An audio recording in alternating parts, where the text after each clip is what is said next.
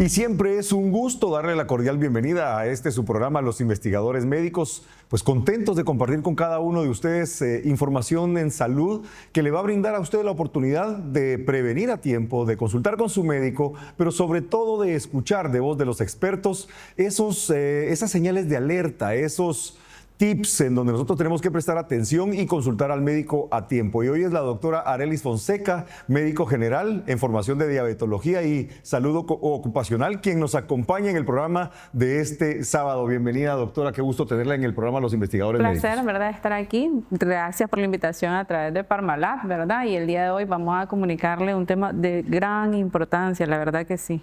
De mucha importancia, y no solamente para las mujeres, sino para los hombres, para toda la familia, en toda edad, porque vamos a hablar desde los factores de riesgo, vamos a hablar la evolución y el desenlace de lo que puede generar una diabetes no detectada, una diabetes no controlada, una diabetes mal tratada. Antes que todo, quiero comentarle, la doctora Arelis tiene su clínica allá en la parada de buses de Masaya, 10 varas al sur, allí la pueden ubicar. Doctora, ¿cómo se llama la clínica para que la ubiquen fácilmente? La clínica está ubicada en Farmacia San Antonio número 2, ¿verdad? Estamos ahí para atenderle todos los días, de lunes a sábado, a partir de las 8 de la mañana, claro que sí.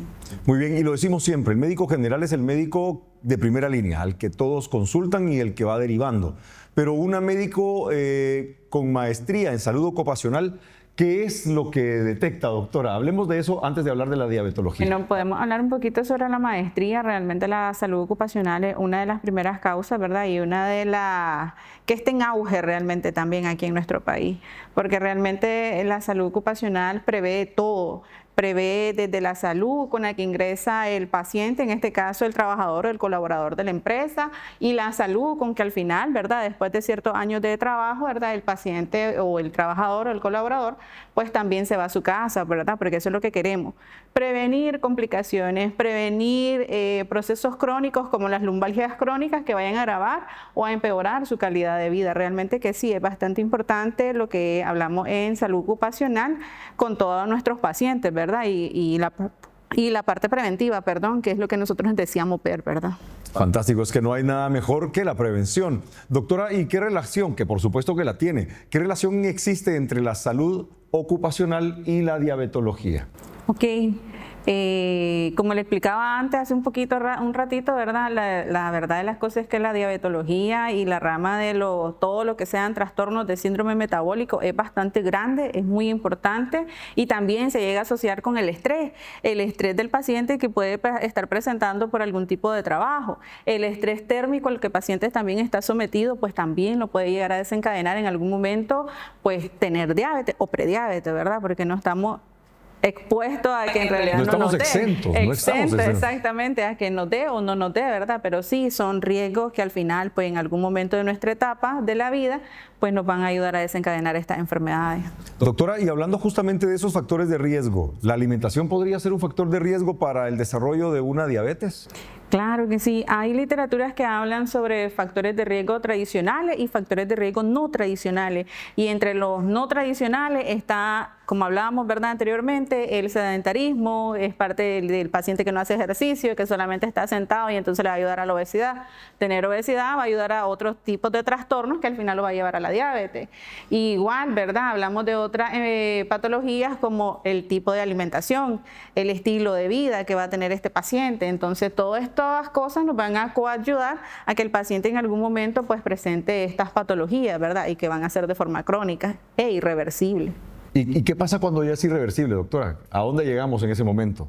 Bueno, la verdad de las cosas es que cuando hablamos de irreversible, hablamos de que no podemos volver hacia atrás. No puede el paciente decir, ahora voy a empezar una nueva dieta porque ahora sí quiero estar sano.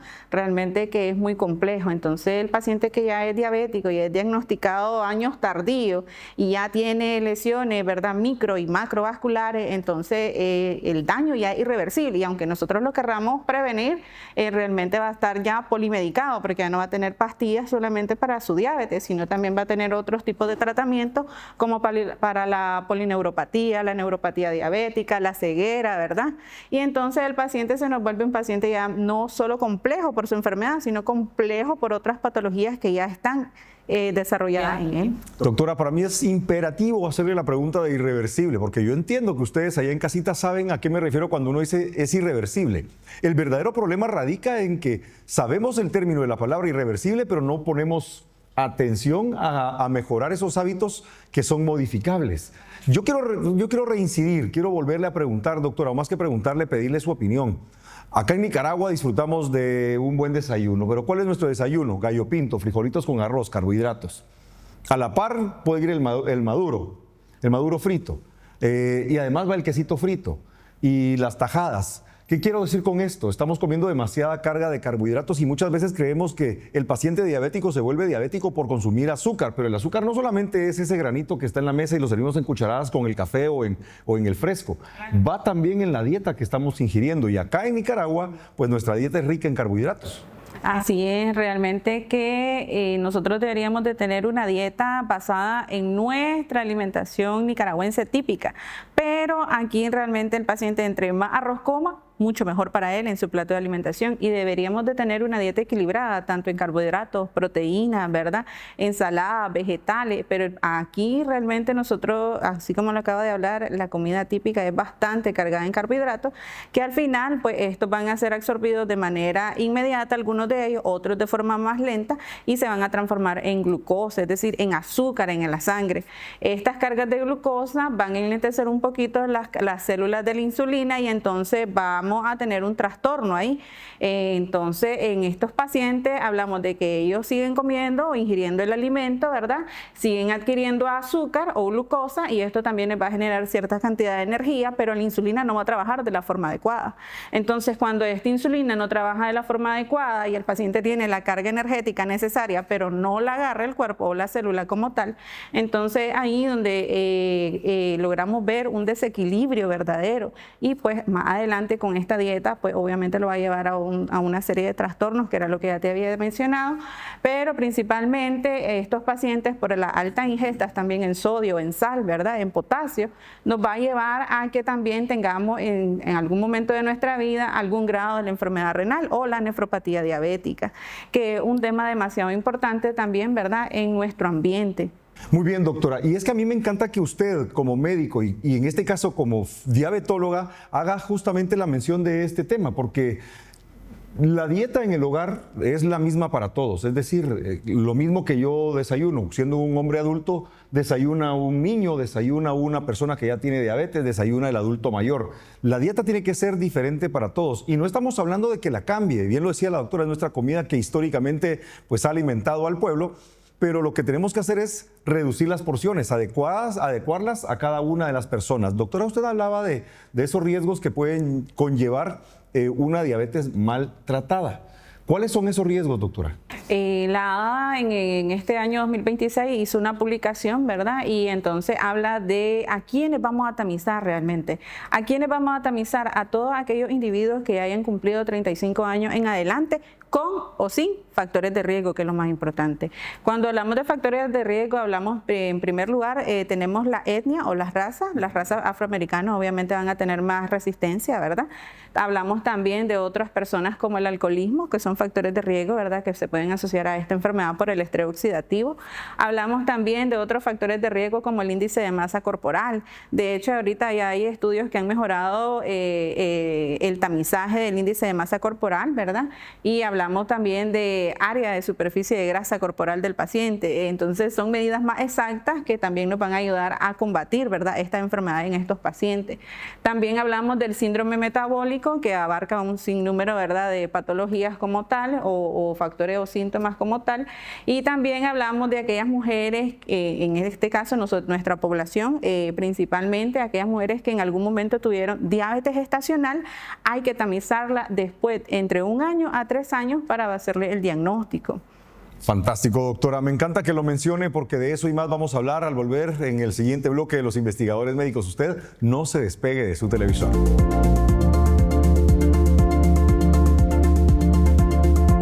Lo más importante es su salud. Por eso, ante cualquier cambio, síntoma, dolor o manifestación, recuerde consultar a su médico. El tratamiento adecuado puede salvar su vida. La prevención hace la diferencia.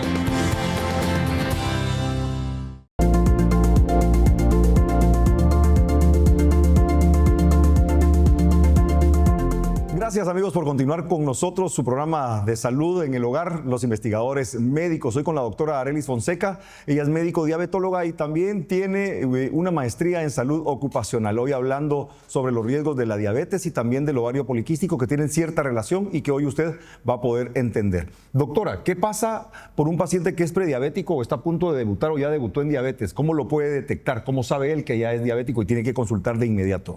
Así es, tenemos una clasificación, ¿verdad?, con ciertos estudios de laboratorio o parámetros, ¿verdad?, que nos van a ayudar al diagnóstico. Dentro de ellos tenemos la glucosa plasmática en ayuno, ¿verdad? Para los pacientes con prediabetes tiene un valor entre 100 y 125. Para los pacientes que ya son diagnosticados como diabetes tendría que ser una glucosa plasmática en ayuno mayor de 126. En pacientes con hemoglobina glucosilada hablamos para la prediabetes en un valor o un corte de valor, ¿verdad?, entre 5.7 y menor de 6.4. Y en pacientes con hemoglobina glicada, ¿verdad?, tienen que tener un valor mayor de 6.4, en este caso hablamos de 6.5, ¿verdad?, hasta 10. En el caso de estos pacientes, no todos los pacientes pueden ser diagnosticados por diabetes solamente porque tengan sintomatología, porque también vamos a tener ese tipo de pacientes que no han perdido peso, que es muy importante porque es una alerta para el paciente, y entonces estos pacientes no nos pierden peso, no nos tienen las famosas 4P, polidixia, poliuria y polifagia, y entonces no se enciende el chip de alerta en estos pacientes. Entonces cuando esto ocurre, ¿verdad?, nosotros hacemos el diagnóstico a través de estos exámenes. Muy bien, gracias doctora por esa explicación. Y ahora me encantaría que a través de su clínica, a través de su casuística, le comentemos allá a la gente que está en casita pues esas experiencias que usted ha tenido también con pacientes que han llegado y que han marcado pues experiencia para usted. Hablemos de ese caso de diabetes que usted detectó, doctora. Por lo general, ¿verdad?, nosotros vemos atención general, pero el caso más importante aquí que nos llega a surgir es una paciente femenina que tiene realmente 56 años. Ella llegaba por historias de pérdida de peso, fatiga y dentro de sus antecedentes, ya haciéndole la historia clínica y la anamnesis, ¿verdad?, en general en esta paciente, ella tenía un antecedente. El principal era que en una jornada de salud, esta paciente había sido diagnosticada con azúcar alta. En ese momento le dijeron, probablemente usted tiene prediabetes. Claro, la paciente se fue a su casa, ¿verdad?, con una dieta rica de nuevo, típica del nicaragüense, pero esta paciente pues obviamente no hizo caso en el momento, no siguió sus chequeos, no siguió ninguna valoración, no siguió ningún monitoreo en casa. También hablamos de las glucosas para monitoreo continuo, que no son para diagnóstico, sino también para vigilancia. Entonces esta paciente hace 8 años atrás ese antecedente de prediabetes, así quedamos. Entonces, esta paciente, el día de hoy, ¿verdad?, que llega a la consulta, esta paciente pierde peso, ya no pesa 100 libras, pesaba 210, imagínense la cantidad de peso que ha perdido. Esta paciente, la fatiga, la debilidad muscular, los calambres, que es muy típico de todos ellos, ¿verdad?, por ciertos trastornos que existen en el cuerpo. Entonces esta paciente llega y dice, me acabo de hacer, doctora, una glucosa de 120, entonces yo no entiendo por qué es que yo me siento mal si yo miro mi glucosa y anda en 120 y para mí es normal. Entonces le hacemos una glucosa venosa, ¿verdad?, y le hacemos una hemoglobina glicada, y entonces esta paciente nos sale con una glucosa venosa, de hecho en 132, y una glicada que nos dio un valor mayor de 10. Entonces, ¿qué pasa con esta paciente? ¿Qué podemos decir nosotros igual que ella? Podemos pensar en el momento, estoy bien porque mi glucosa no está tan alta, pero mi glicada está demasiado alta. ¿Qué me está tratando de decir? Que en realidad tengo un trastorno, es decir, tengo diabetes, ya no tengo prediabetes, pero también estoy mal controlada. Y al estar mal controlada vamos a tener ciertas enfermedades que van a surgir. Una de ellas es la enfermedad renal, ¿verdad?, aparte de los datos de la polineuropatía que tiene la paciente. Entonces, al estadificar esta paciente, ella nos da una tasa de filtración glomerular para un estadio 4. Un estadio 4 ya estamos hablando de que la tiene que ver el nefrólogo. Ya está a un paso para la diálisis renal. Entonces, es bastante insidioso decir, me salió una glucosa en 100 y pensar que una glucosa en 100 es normal, pero ya tengo un antecedente anterior durante hace 8 años atrás que me habían dicho, ya tengo tengo algo que me está dando la alerta. Pero como no estamos en el monitoreo, que es algo típico de nosotros los nicaragüenses, no vamos al monitoreo hasta que ya caemos en algo, entonces eso nos da la alerta y acudimos a la consulta. Pero cuando ya acuden a la consulta, pues ya es demasiado tarde, ¿verdad? Para hacer algo reversible y volver a las primeras etapas, porque ya avanzó. ¿Y cuál fue el tratamiento que usted eligió para ella, doctora? En este caso de nuestra paciente, ¿verdad? Un tratamiento individualizado para su azúcar, ¿verdad? Imagínense una delicada de 10. Es candidata a insulinoterapia. Pero en el caso de esta paciente también nosotros indicamos Diabesol, ¿verdad? Que Diabesol es un coadyuvante a la diabetes, no solamente porque trae ICL-GLT2, que ya están comprobados también que se pueden dar en pacientes con altos riesgos cardiovasculares, incluso en los pacientes diabéticos van a hacer eventos cardiovasculares.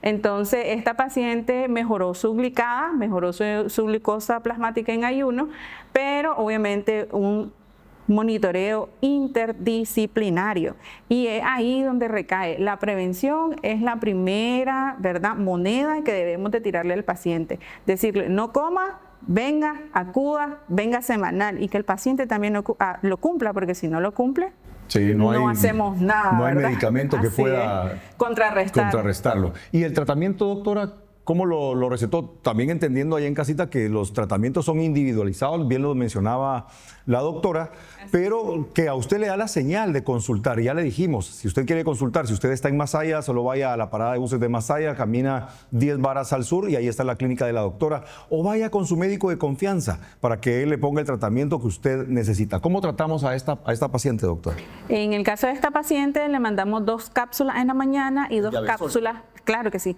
de Diabesol, 2 cápsulas en la mañana y 2 cápsulas por la tarde. La insulinoterapia, ¿verdad? Con la paciente llegamos a utilizar 70-30 y aparte de eso empezamos a utilizar metformina, ¿verdad? Durante el mediodía, es decir, una dosis nada claro, más. Su hipoglucemiante desde cajón, claro, como terapia que dual. sí. Doctora, y sabemos que aunque pues el hecho de ser mujer es un factor de riesgo ya, y de lo que les voy a hablar en este momento lo hemos hablado también en otros programas, que es el ovario poliquístico, que también tiene que ver mucho con la resistencia a la insulina, tiene que ver mucho también con el síndrome metabólico. Hablemos de este caso que usted también tuvo en su clínica. Les voy a compartir un caso, ¿verdad?, de una paciente femenina que de hecho es mucho más joven, ¿verdad? Tiene 27 años de edad, tiene un índice de masa corporal por arriba de 35, ¿verdad? Y esta paciente lo primero que aquejaba era, ya tiene un niño, 3 años de edad, pero su regla después de haber tenido a este niño, ¿verdad?, no me le bajaba, entonces tenía una menorrea. Al ella contar este proceso, ella dice que después en ese periodo de tiempo ha ganado peso. Y aparte de eso vemos cambio físico, cambio hormonal en la mujer que parecieran hombres, ¿verdad? Pero la hormona femenina como tal se ve alterada. Entonces, al estar alterada, esta paciente nos genera un síndrome ovario poliquístico a través del ultrasonido y realmente el manejo con ella es bastante complicado, ¿verdad? Bastante complejo. Aparte de darle hormonoterapia como tal, nosotros utilizamos Diabesol. En el caso de esta paciente, estamos hablando de un ovario poliquístico en ambos, mayores de 15, con una medida entre 6 y 7 milímetros, ¿verdad? Según el ultrasonido, y esta paciente en un periodo de 3 meses, el ovario poliquístico de 1, ¿verdad? Es decir, el derecho o el izquierdo ya había mejorado en menos de 3 meses.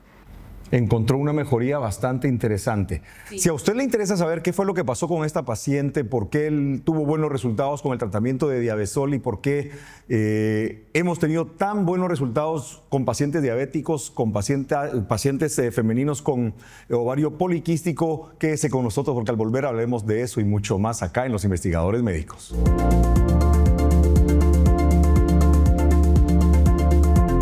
Lo más importante es su salud. Por eso, ante cualquier cambio, síntoma, dolor o manifestación, recuerde consultar a su médico. El tratamiento adecuado puede salvar su vida. La prevención hace la diferencia.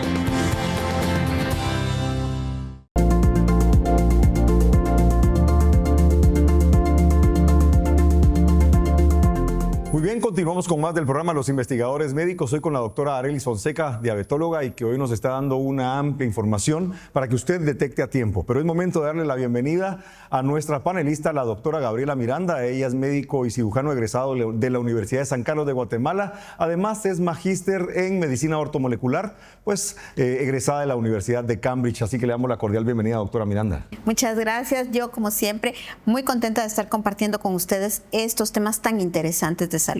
Muy bien, gracias doctora por estar con nosotros en este panel. Y con la doctora Arelis nos habíamos quedado hablando en el bloque anterior de una paciente femenina de 25 años de edad, mamá de un bebé, y pues que había manifestado síndrome de ovario poliquístico. ¿Cuál fue el desenlace de esta paciente, doctora, o cuál hubiese sido si no llega a la clínica y es tratada a tiempo? Bueno, gracias a Dios, ¿verdad?, que acudió, digamos, a tiempo en un periodo de menos de 3 años, ¿verdad?, y le diagnosticamos este problema, el cual ya fue tratado y ahorita ya está en casa sin ningún problema de síndrome de ovario poliquístico. Pero si realmente esta paciente no hubiera sido tratada, ¿verdad?, por su síndrome de ovario poliquístico, hubiera seguido ganando más peso, no hubiera llegado a un grado de obesidad. La obesidad ya sabemos, ¿verdad?, que nos va a dar estrés oxidativo, y el estrés oxidativo pues nos va a llegar a alcanzar hasta que nos dé cierta fatalidad. En este caso, esta paciente pudo haber sido diabética, pudo haber tenido polineuropatía o neuropatía diabética, y entonces se desencadenan una serie de complicaciones más allá de lo que ella puede prever en el momento, ¿verdad? Muy bien, doctora Arelis, esto me da pauta a invitarle a usted. Vaya, hágame un favor, agarre su celular, escriba Los Investigadores Médicos Nicaragua. Le va a aparecer la gama de programas que hemos grabado, y allí hay programas en donde hablamos de diabetes y las complicaciones que pueden desencadenar no tratárselas a tiempo. Búsquenos en nuestras redes sociales, nos encuentra como @Farmalat, y ahí puede también usted tener información de forma inmediata. Doctora Miranda, ¿por qué hablamos en este programa de resistencia a la insulina, de diabetes, prediabetes y de ovario poliquístico? ¿Tiene alguna relación? Por supuesto que la tiene. Porque vemos que todos estos padecimientos tienen un componente metabólico fuerte. Son enfermedades de las que nosotros clasificamos como enfermedades metabólicas, es decir, el metabolismo en alguna parte pues tiene un problema. En este caso, la resistencia a la insulina, que es lo común en los 3 padecimientos, ¿verdad? La resistencia a la insulina no es más que cuando las células de nuestro cuerpo no pueden utilizar la insulina. La insulina es como esa llave que abre la célula, abre como las puertas de la célula para que entre la glucosa a la célula y que se pueda utilizar, que la glucosa sea esta molécula energética que necesita nuestra célula para trabajar, porque lo hemos dicho siempre, la glucosa es buena, es nuestra molécula energética, es lo que le permite a la célula trabajar adecuadamente, pero si esta glucosa, esta molécula energética no está siendo utilizada por la célula y se queda en el torrente sanguíneo, pues se va a depositar a otros órganos y pues provoca daño, ¿verdad? Y ya pues ya vemos los padecimientos que se vienen desarrollando después de la resistencia a la insulina, que son la prediabetes, la diabetes, el ovario poliquístico, ¿verdad? Todos estos podríamos tener un mejor control de ellos cuando logramos controlar los procesos de la resistencia a la insulina. Doctora Miranda, ¿y Diabesol se ha vuelto un aliado en el tratamiento de los médicos para los pacientes? Pero ¿cómo se conforma, cómo se construye Diabesol?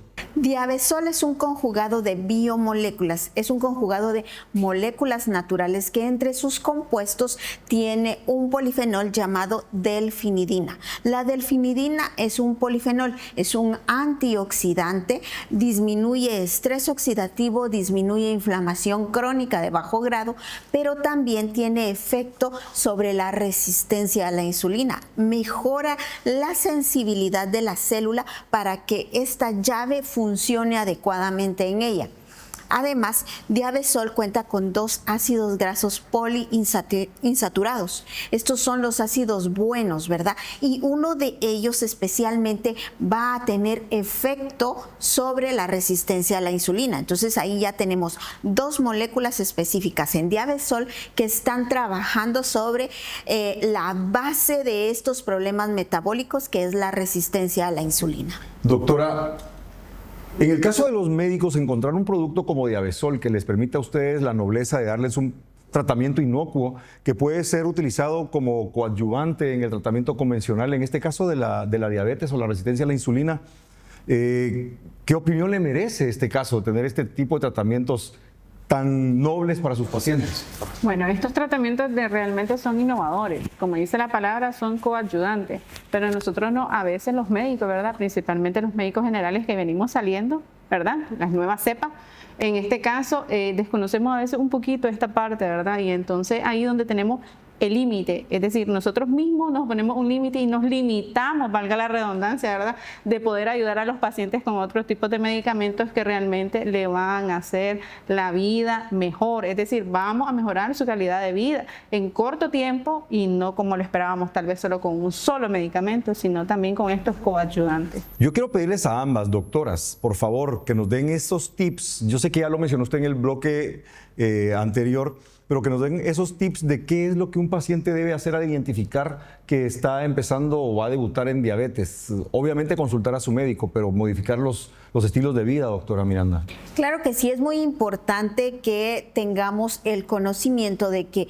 si, por ejemplo, mamá, papá, abuelitos padecieron de diabetes, pues nosotros podemos llegar a padecer de diabetes también. Así que los chequeos constantes con su médico son sumamente importantes, por lo menos 2 veces al año, estarse checando sus niveles de azúcar, consultar con su médico, porque muchas veces nos checamos el nivel de azúcar y decimos, no, estamos bien, no hay ningún problema, pero su médico le va a enviar exámenes especiales como una hemoglobina glicosilada que va a hacer algo más profundo, que va a descubrir algo más y entonces estamos previniendo el desarrollo de estas enfermedades. Luego, el estilo de vida definitivamente es muy importante. Es importante y ahora se ha puesto mucho de moda las pausas activas. Las pausas activas son ese momento del día en el cual usted esté sentado detrás de su escritorio, esté parado realizando alguna actividad propia de su trabajo, pues se detenga un minuto y haga una pausa activa. ¿Qué significa? Que se va a poner a hacer sentadillas, se va a parar de puntitas constantemente y esto es únicamente activar nuestro metabolismo, no dejarlo dormirse. ¿Para qué? Precisamente para evitar estos procesos de resistencia a la insulina. Así que pues acá le doy 2 tips ya de lo que podríamos hacer. Primero, hacer sus controles médicos por lo menos 2 veces al año y segundo, realizar pausas activas, que esto pone en movimiento nuestro cuerpo, todo nuestro metabolismo y pues nos ayuda a prevenir procesos de resistencia a insulina. Fantástico, doctora Miranda, algo que no puedo dejar de preguntarle, el tiempo apremia, pero muy rápidamente, ¿qué pasó con esta paciente femenina que nos describía la doctora Arelis al principio, que pues tenía niveles glucémicos según las pruebas rápidas que se realizaban y le salían aparentemente normal? ¿Qué ocurre ahí? Bueno, podemos tener... Tenemos la resistencia incluso del paciente a creer que padece de una enfermedad crónica y eso es algo muy común que vemos nosotros como médicos. Sí, me dijeron que yo puedo que tenga diabetes o tengo prediabetes, pero con la dieta y con eso mejoro. Y esa dieta nunca cambia. Esa dieta sigue siendo siempre la misma. Entonces, no revertimos el proceso porque no corregimos el problema que teníamos en ese momento. Entonces, estas pruebas rápidas, incluso muchas pueden fallar. Lo mejor es controlar sus niveles realmente con un profesional de la salud, con un médico, quien le va a enviar esta serie de exámenes de laboratorio necesarios para revisar si no hay problemas de resistencia a la insulina.